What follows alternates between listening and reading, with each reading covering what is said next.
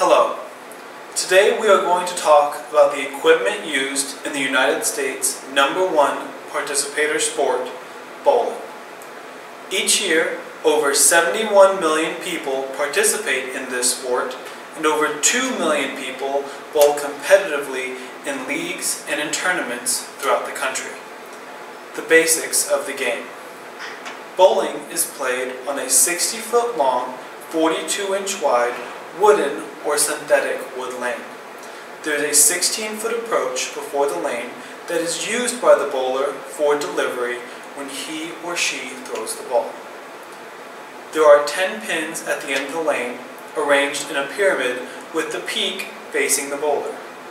On the sides of the lane are 2 channels known as gutters, which catch the ball and direct it down the lane in the event of a bowler rolling the ball off of the lane during a throw.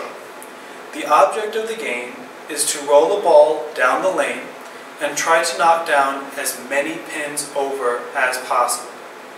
Scoring. A bowling game consists of 10 frames, in which players get up to 2 balls to knock down all of the pins. If a bowler knocks down all of the pins with their first roll of a ball, they receive a strike. A strike adds 10 pins to that frame score, plus the value of the next 2 balls rolled. If a bowler knocks down all 10 pins with the rolling of 2 balls, they receive a spare. A spare adds 10 pins to the frame score, plus the value of the next ball rolled. If a bowler fails to knock down all 10 pins with 2 balls, they receive an open frame. The score of an open frame is the total number of pins that the bowler knocks down with their 2 rolls. If the total score of a game is found by adding the score of all the individual frames together. If a bowler earns a strike or a spare in their last frame, they are allowed 2 extra balls for a strike and 1 extra ball for a spare in order to complete their scoring. Hooking a ball. Why hook a ball? The object of bowling is to knock down as many pins as possible. The most effective way to do so is to hit the pins at an angle. The head pin is the top pin on the pyramid closest to the bowler. To hit the pins at an angle, you must strike the head pin and the pin either to the right or to the left rear of that pin at an angle. In order to strike the pins at an angle, competitive bowlers throw balls which curve or hook down the lane. Balls hook as a result of friction and a spin bowlers impart on the ball. In order to hook a bowling ball, bowlers spin a ball traditionally counterclockwise for right-handed bowlers and clockwise for left-handed bowlers. When a ball is spun, it creates friction on the lane, resulting in the ball curving in the direction in which it is rotating. Right-handed bowlers typically hook balls right to left, while left-handed bowlers typically hook balls left to right. Lane conditioner and oil. In order to protect the lane surface, a thin coating of lane conditioner, referred to as oil, is spread over the front part of the lane. The conditioner prohibits the balls from creating friction with the lane and curving, resulting in the hooking motion of the ball being delayed till it travels down lane. The volume of conditioner applied and pattern of spreading both affect how much bowlers hook balls and where the balls can hook. The more conditioner is on the lane, the less the ball can hook, and the farther down conditioner is applied, the farther down lane a ball will travel before hooking. Basics of the ball. A bowling ball is 27 inches in circumference and weighs between 6 and 16 pounds. The heavier the ball used, the more force it imparts on the pins, which increases the probability of knocking down more pins. For this reason, most professional and competitive bowlers tend to use balls weighing either 15 or 16 pounds. A bowling ball is made up of 2 basic parts, a cover and a core. A bowling ball's cover is the outside portion of the ball that comes into contact with the lane. Bowling balls' covers have seen dramatic changes over the history of bowling. Types of covers. Wooden bowling balls were used up until around 1912. Wooden balls were easy to manufacture and extremely easy to drill, but had significant drawbacks. Due to the soft nature of the wood, balls would scratch and chip easily after striking the pins repeatedly or rolling into the gutter. Wooden balls were not very accessible to younger or senior bowlers because due to their single-piece construction, the weight could not be easily altered to create lighter balls. Rubber balls replaced wooden balls as the new standard of the bowling industry around 1912. The first rubber balls were introduced in 1906 and quickly gained popularity. Rubber balls had the advantage of not chipping as easily as wooden balls, and their weight could be adjusted a bit by altering the density of the rubber inside of the ball. The next innovation in bowling ball covers came in the early 1960s with the emergence of plastic balls. Plastic balls could be produced more cheaply, and the cover could be repaired and altered more easily than rubber. Plastic balls allowed bowlers of all ages and physical abilities to participate. By adjusting the density of the inner core of the ball, manufacturers could produce balls that were 5 to 7 pounds lighter than had previously been possible. The color of plastic balls could be adjusted easily, which allowed bowlers to impart their own sense of style on their equipment. Urethane balls hit the market in the early 1980s and changed the face of bowling. Up until this point, balls could not hook very much due to their covers being made of hard and relatively slick materials. Urethane covers could be made rougher, which allows the ball to create more friction down lane, resulting in the ball being able to hook more. Urethane balls allowed bowlers to bowl with more hook and throw the ball over different areas of the lane, leading to increased strategy having to be used when competing. Before urethane covers, all bowlers on a lane pattern would throw their balls in pretty much the same spot. After urethane was introduced, bowlers' lines to the pocket could differ substantially, sometimes by over 10 boards. Reactive resin balls made their debut in 1993 and have remained the standard of the bowling industry since. Reactive balls are made up of urethane compounds that have been chemically altered to become porous. These pores in the cover allow the ball to soak up lane conditioner or oil while traveling down the lane and create substantially more friction down lane than their non-reactive urethane counterparts. Reactive balls hook considerably more than any type of cover and opened up new lines to play, allowing bowlers to impart more strategy when bowling and play completely different parts of the lane.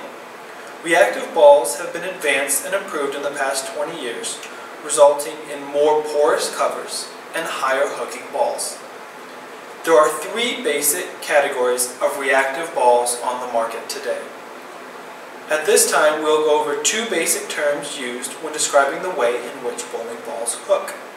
A ball's length refers to how far a bowling ball travels down lane before it begins to hook.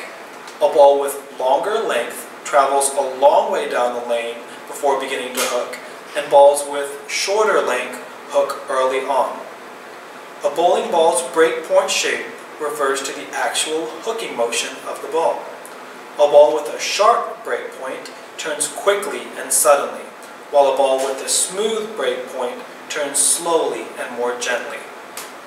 These terms will be used throughout the rest of the presentation in order to describe ball motion. Solid reactive balls are the basic porous urethane balls. They are the benchmark, middle-of-the-road cover that has a medium length and a medium sharpness of breakpoint. Solid balls can be used in a variety of conditions depending on the finish of the cover. Pearl reactive balls have an additive that roughens out the pores on the cover, resulting in smaller pores and a smoother surface. These smaller pores allow the ball to travel farther down the lane without creating sufficient friction, saving more energy of the reaction for the end of the lane. Pearl balls have longer length and a sharper break point than solid reactive balls. Pearl balls tend to be used when there is less oil on the lane and bowlers want a sharper break point. Particle balls have additives that increase the roughness of the cover stock. A variety of textured additives have been used, including glass, ceramics, and rubber. These additives allow the cover to create more friction on the lane.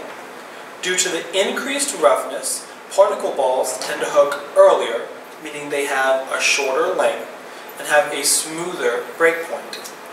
Particle balls tend to be used on oily conditions when the bowler cannot get their solid reactive balls to grip the lanes well enough to hook. In the early 2000s, a new trend emerged of combining the different type of reactive covers. Ball companies began experimenting with half solid and half pearl balls, adding particle to pearl balls, and various other combinations of covers in order to achieve a desired ball reaction. The basic types of covers have not changed, but the style in which they are being mixed is the next series of advancements in bowling ball cover technology. Cover texture. Cover stocks of bowling balls can be adjusted with the use of abrasive materials. The texture of cover stocks affects how soon the ball will hook while rolling down the lane and how sharp the break point will be. The rougher the cover, the earlier the ball will hook, and the smoother the break point. The smoother the cover, the farther the ball will travel down lane before beginning to hook, meaning it has a longer length, and the sharper the break point. Covers are made rough with the use of abrasive pads similar to sandpaper. These pads come in various roughness textures so bowlers can easily control the texture of their ball. Balls are made smoother through the use of low-textured abrasive pads or with polish. Polish is a smoothing compound that is rubbed onto a ball and covers some of the pores on the ball in order to make the ball smoother. Cores.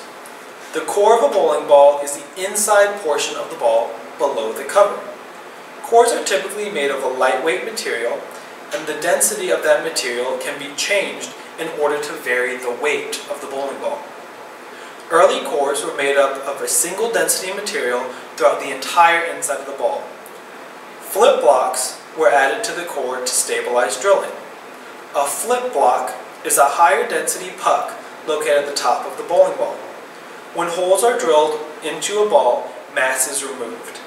By adding a higher density material around the area in which holes are drilled, the balance of the balls could be maintained more easily without the bottom of the ball being made significantly heavier after drilling due to the mass being removed from the top. Ball drillers began to adjust the position of the flip block when drilling a ball in order for one side of the ball to weigh more than the other. When a ball with unequal weight distribution is thrown, that is less stable rolling down the lane, if this less stable ball is thrown properly, it results in a bigger curve or hook. Inner cores were introduced in order to change the shape of a bowling ball's hook or curve. Inner cores are made up of a high-density compound of polyester, iron oxide, or bismuth. These inner cores change the weight properties of a bowling ball and allow it to hook in different manners depending on how the ball is drilled. Heavy inner cores are surrounded by a lightweight outer core and then the cover stock. When a ball without an inner core is thrown, it rolls over the same spot of the ball over and over. An inner core tips and wobbles the ball when it is rolling.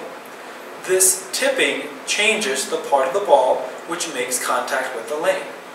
By having a new portion of the ball in contact with the lane every time the ball revolves, more friction can be created on the back of the lane because there is not lane conditioner covering the porous cover stocks on parts of the ball that have yet to make contact with the lane.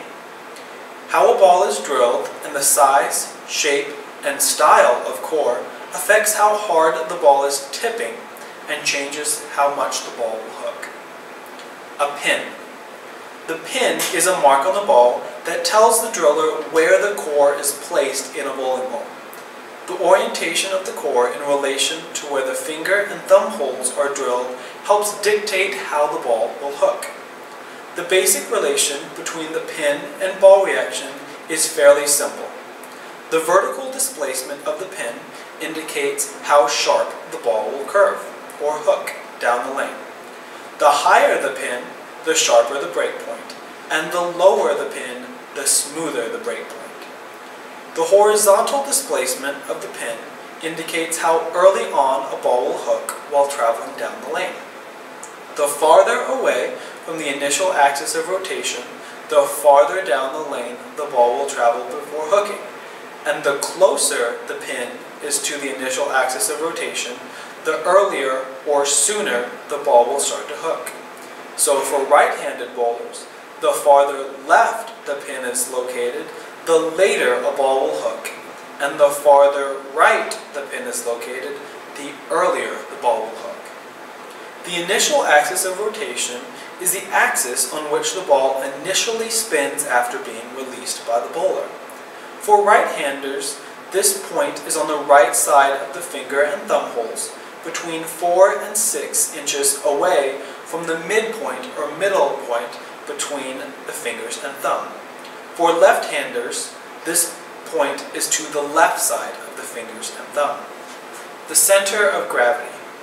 The center of gravity tells drillers where the heaviest part of the ball is. Rules limit how much weight can be on one side of the ball. If too much weight is on one side, a separate hole must be drilled on the heavier side to take out weight.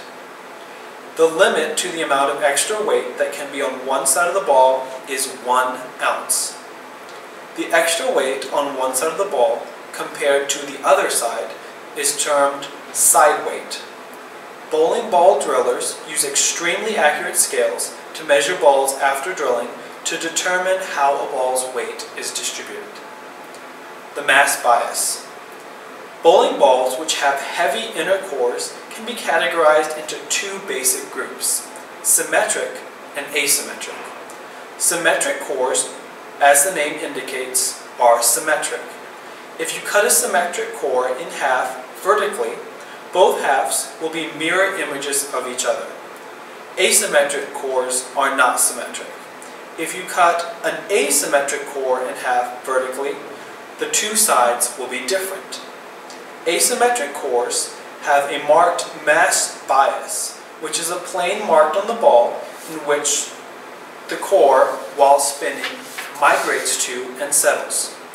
When an asymmetric core spins, it will lope and wobble until it finds itself spinning on the mass bias plane, at which time it will cease to wobble and stabilize. The marking of these mass bias locations on an asymmetric ball allow the driller to change the reaction or hooking characteristics of the bowling ball.